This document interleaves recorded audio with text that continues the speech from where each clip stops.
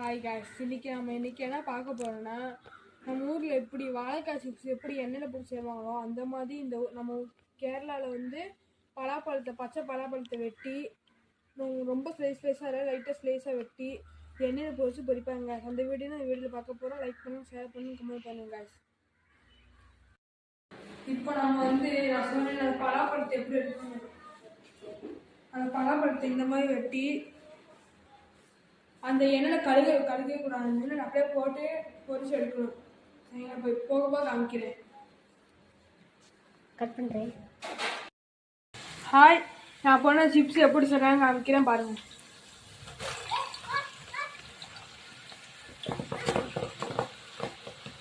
இப்போ எண்ணெயில் போட்டு வாட்டிட்டு எடுத்து நல்லா இது பண்ணுங்க.